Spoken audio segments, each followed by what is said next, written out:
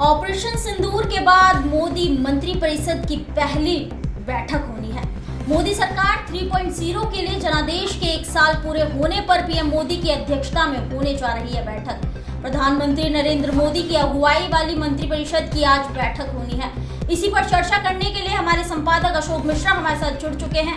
आइए जानते हैं बैठक होने वाली है, क्या कुछ अहम फैसले लिए जा सकते हैं। जी अशोक जी, आज बैठक होने वाली है मोदी की, तो क्या कुछ अहम फैसले इस बैठक में लिए जा सकते हैं? धन्यवाद तापसी। मैं आपको बताऊं कि ऑपरेशन सिंदूर के बाद मोदी सरकार का करीब 1 साल मतलब 3.0 जो सरकार बनी 2014 में, सॉरी माफ कीजिएगा 2024 में, उसके बाद 1 साल पूरे होने जा रहे हैं।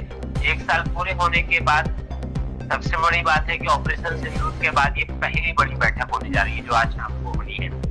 उसमें की अध्यक्षता प्रधानमंत्री खुद करेंगे और बहुत जो हमारे सूत्रों से खबर निकल कर आ रही है तापसी, वो ये है कि बहुत अहम फैसले लिए जा सकते हैं, क्योंकि देश की राजनीति और रणनीति पहले से जैसी नहीं है, अब बहुत कुछ बदल चुका है।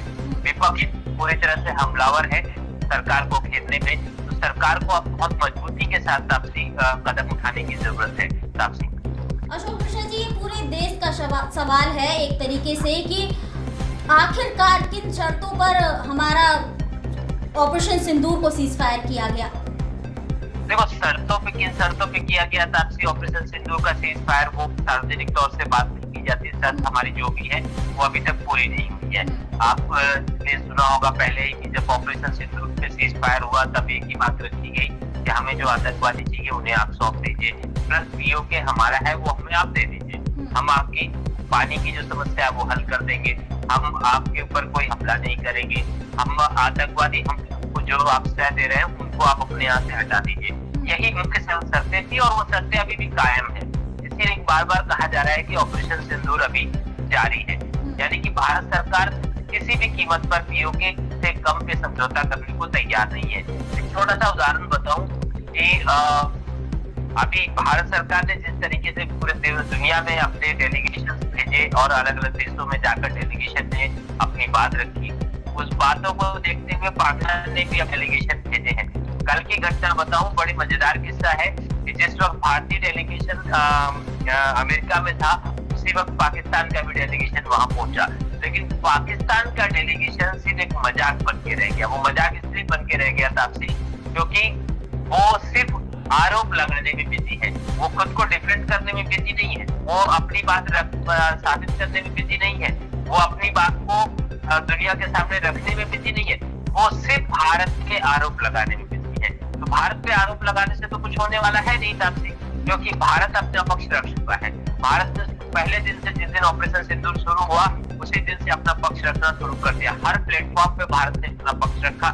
विश्व के सभी राजनेताओं को हमारे विदेश मंत्री ने फोन किया, विश्व के सभी विदेश मंत्रियों से हमारे विदेश मंत्री ने बात की। तो भारत मजबूती से पहले दिन से अपना पक्ष रखता आ रहा है, और ये है कि एकदम मजाक बन के रह चुके हैं। पाकिस्तान की स्थिति इसमें बहुत विकराल हो चुकी है, बहुत क्या कहा मजाकिया स्थिति बन चुकी है तापसी। अशोक मिश्रा जी, ये ऑपरेशन सिंदूर अब सीज फायर हो गया है, लेकिन कहा जा रहा है कि ऑपरेशन सिंदूर जो है वो अभी खत्म नहीं हुआ है। विपक्ष के जो बात करें, हम विपक्ष के जो नेता हैं वो लगातार ये बोलने को कह रहे हैं कि आखिरकार कितने हमारे जेट जो हैं वो कितने इस युद्ध में क्या हमारा नुकसान हुआ है, ये चीज बीजेपी खुलकर नहीं बता रही, हमारी सरकार नहीं बता रही। इस पर आप क्या कहना चाहेंगे? बताना भी नहीं चाहिए। मेरा अपना व्यक्तिगत मानना यह है कि बताना भी नहीं, वो इसलिए नहीं बताना चाहिए कि अगर जाने बैठ जाएंगे, अगर हम अपने नुकसान को बताने बैठ जाएंगे तो जो हमने पाया उसका जो वजूद है वो खत्म हो जाएगा, साथ ही हमारे सैनिकों का मनोबल टूटेगा। हम अपनी सेना का मनोबल नहीं तोड़ सकते। विपक्ष को क्या करना है? विपक्ष को सरकार को घेरने का मौका चाहिए, बहाना चाहिए। क्यों बताएं भाई? आप ये क्यों नहीं देखते हो कि हमें फायदा क्या हुआ? आप ये क्यों नहीं देखते हो कि हमें उससे लाभ क्या हुआ? आप ये क्यों नहीं देखते हो कि विश्व के स्तर पर भारत की एक जो पहचान बनी कि भारत खुद में मजबूत है, खुद में सक्षम है, उससे विपक्ष को कोई मतलब नहीं। विपक्ष को सिर्फ अपनी वोट बैंक की राजनीति से मतलब है। विपक्ष सिर्फ अपना वोट बैंक देख रहा है। विपक्ष सिर्फ सरकार को घेर कर अपनी राजनीति चमकाने में बिजी है। लेकिन सरकार जो है वो पूरे विश्व में अपने मान और सम्मान को बनाने में लगी पड़ी है। सरकार जो है पूरे विश्व में अपने वजूद को, अपने देश के सम्मान को बनाने में लगी पड़ी है। सरकार जो है, क्यों बताएंगे भाई, हमारे जनरल सीडीएस ने अब इससे सवाल किया गया कि आप लोग ये क्यों नहीं बता रहे कि क्या नुकसान हुआ। उन्होंने दो टूक जवाब नहीं दिया। उन्होंने साफ शब्दों में कहा, आप ये क्यों जानने में परेशान है कि क्या नुकसान हुआ, आप ये क्यों नहीं जानना चाहते कि हमें क्या लाभ हुआ। आखिर क्यों नहीं आप ये जानना चाहते कि हमें लाभ क्या हुआ? लाभ को लेकर बात क्यों नहीं कर रहे? पिछले जब से देश आजाद हुआ है, विगत 25-30 वर्षों से, मैं पत्रकारिता में 25 वर्षों से हूँ, तब से लेकर अभी तक का कारगिल युद्ध सब हम लोगों ने देखा। एक छोटी सी बात बताऊं अपने दर्शकों को तापसी, कारगिल युद्ध में 6 दिनों में हमारे हजारों जवान मारे गए थे। डेली सुबह आंख खुलती थी तो ट्रकों में हम लोग लाशें देखते थे, अपने जवान शहीदों की डेड बॉडीज देखते थे। हर मिनट हमें ये खबर मिलती थी कि उस सेक्टर में इतने भारतीय सैनिक मारे गए, उस सेक्टर में हमारे इतने सैनिक शहीद हो गए, ये खबर मिला करती। लेकिन यहाँ 3 दिन जो चला ऑपरेशन सिंदूर, इस 3 दिन के ऑपरेशन सिंदूर में मैं सरकार की तरफ से तो नहीं बोल सकता, लेकिन हाँ मैं इस बात का दावा करता हूँ कि हमारे 100 से ज्यादा सैनिक की शहीद नहीं हुई। क्यों? क्योंकि युद्ध की रणनीति भारत ने बदली। भारत ने खुद के घर में बने हुए हथियारों का इस्तेमाल किया और इस बार जो रणनीति अपनाई है भारत ने, उसमें हमारी जो कैजुअलिटीज है, हमारी सेना का जो नुकसान है, वो न के बराबर है। तो आज जो मनोबल हमारी सेना का बढ़ा हुआ है, हम ये बताकर उनके मनोबल को क्यों गिराएं कि हमें क्या नुकसान पड़ा। अशोक मिश्रा जी, एक सवाल मेरा आपसे कि बीजेपी नेता, उन्होंने सीधा सोफिया कुरैशी को लेकर के एक विवादित बयान दिया था, इस पर आप क्या कहना चाहेंगे? देखिए, बड़बोलेपन में नेता के मुंह से निकल गया, सीधी बात। अब वो कहते हैं ना कि हाथ से छूटा पत्थर और मुंह से निकली जुबान सब वापस नहीं आता। एक्चुअली मामला क्या है? मामला समझिए, बीजेपी का हमेशा से ट्रेंड रहा माइनॉरिटीज के खिलाफ जाना। बीजेपी का एक ट्रेंड रहा हमेशा से कहीं न कहीं मुस्लिम संप्रदाय को टारगेट करना। उस ट्रेंड पे वो नेताजी आजीवन से ले आ रहे थे। वो आज के नेता नहीं है, वो बहुत पुराने नेता है, कोई आज पैदा हुए नेता नहीं। अब जो ट्रेंड चला आ रहा था, जो उनके परिपाटी में चली आ रही थी, उसको वो कैसे बदल देते? वो अपने बड़बोले में, वाहवाही में उनके मुंह से निकल गया। अब उसका खामियाजा ये रहा कि पूरे देश में उनको अपनी इज्जत का फलूदा करवाना पड़ा। उसको लेकर के बीजेपी सरकार ने कोई कदम नहीं उठाया?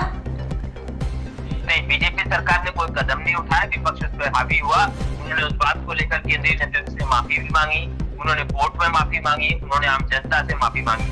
ये इतना बड़ा मुद्दा नहीं था जिसको लेकर इतना तोल दिया जा रहा है, क्योंकि विपक्ष के पास कोई और ऑप्शन बचा नहीं था। तो उस वक्त एक बयान मिला और उस बयान पे उन्होंने खेलना शुरू कर दिया। अब विपक्ष की अगर बात करें तो विपक्ष अपने ही वरिष्ठ लोगों का सम्मान नहीं कर पाता है, वो देश का सम्मान क्या करेगा? कल की घटना बताऊं तो आपसे, राहुल गांधी बड़े उत्साह में पहुंचे मध्य प्रदेश अपने कार्यकर्ताओं को समझाने के लिए, अपने कार्यकर्ताओं को आगे के लिए तैयार करने के लिए। लेकिन उस उत्साह में राहुल गांधी ये भूल गए, हम अपने पूर्वजों को जब श्रद्धा सुमन अर्पित करने जाते हैं तो जूता भी उतारना पड़ता है। वो अपनी दादी को ही पुष्पांजलि अर्पित करते समय जूता पहन के आराम से, कोई हिंदुस्तान है, यहाँ पे परंपरा है, कोई विदेश नहीं है, अमेरिका या बैंकॉक नहीं है, ये इंडिया है। यहाँ अपने बड़े बुजुर्गों के सामने बैठना पसंद नहीं करते, उनको श्रद्धा सुमन देने के लिए हम जूता पहन के जाएंगे। विपक्ष क्यों नहीं जवाब देता इस बात? सोफिया कुरैशी के मामले में विपक्ष इतना हावी हुआ, विपक्ष उन चीजों पर बात क्यों नहीं करता है कि भारत ने किस तरह से पाकिस्तान को मुंह तोड़ जवाब दिया है?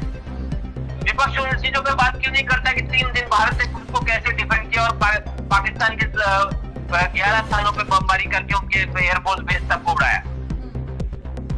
उन चीजों पर विपक्ष बात नहीं करता है। विपक्ष सिर्फ सवाल खड़ा करना चाहता है सरकार,